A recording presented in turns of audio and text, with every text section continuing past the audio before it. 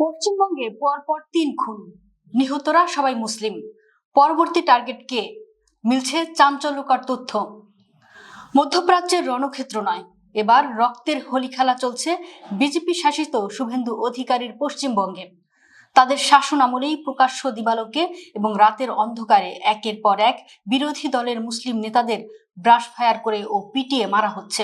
মাত্র কয়েকদিনের ব্যবধানে বাঁকুড়া ও নদিয়ায় ৩ জন মুসলিমকে পৈশাচিক কায়দায় হত্যার পর পুরো পশ্চিমবঙ্গের রাজনীতিতে এখন রীতিমতো সাইক্লোন বইছে। বিরোধী শিবিরের মুসলিম নেতাদের মধ্যে এখন একটাই মরণ ভয়, পরবর্তী টার্গেট কে? রাজনৈতিক ও গোয়েন্দা মহলে কান পাতলেই শোনা যাচ্ছে হাড়হিম করা চাঞ্চল্যকর তথ্য। বিরোধী কণ্ঠ রোধ করতে কি তবে গোপন কোনো হিট লিস্ট বা ডেথ ওয়ারেন্ট তৈরি হয়েছে? সবচেয়ে রোমহর্ষক ঘটনাটি ঘটেছে গত শনিবার রাতে নদিয়া জেলায়। কংগ্রেস নেতা আনিসুর রহমান এবং তার আইনজীবী ছেলে আবু সুফিয়ান গাড়িতে করে বাড়ি ফিরছিলেন। একটি রেলওয়ে আন্ডারপাসের কাছে ঘাতকরা তাদের গাড়ি আটকে বৃষ্টির মতো গুলি চালায়। এরপর মৃত্যু নিশ্চিত করতে বাবা ও ছেলেকে গাড়ি থেকে টেনে বের করে ধারালো অস্ত্র দিয়ে কুপিয়ে আক্ষরিক অর্থে মাংসপিণ্ডে পরিণত করেন। নদিয়ার রক্তের দাগ শুকাতে না শুকাতেই বাঁকুড়ার ইন্দাসের কারিসুন্ডা গ্রামে ঘটেছে আরেক পৈশাচিক ঘটনা।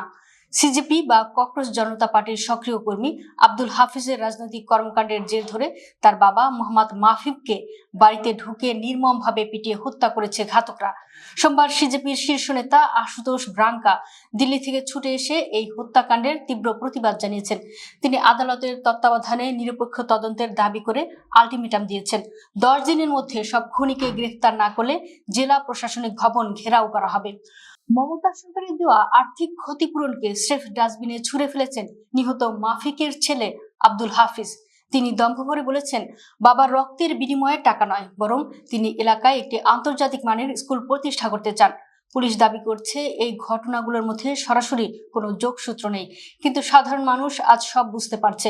একদিকে বিরোধী মুসলিম নেতাদের বেছে বেছে খুন, অন্যদিকে রাজ্য বিধানসভার সাবেক ডেপুটি স্পিকার আশিস বন্দ্যোপাধ্যায়ের রহস্যজনক আত্মহত্যা।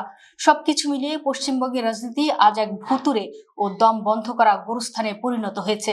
এই চাঞ্চল্যকর ও পরিকল্পিত হত্যাকাণ্ডগুলো প্রমাণ করে দিল পশ্চিমবঙ্গে আজ আর কোনো রাজনীতি নেই, চলছে কেবল মাফিয়াদের রক্তের হোলি খেলা।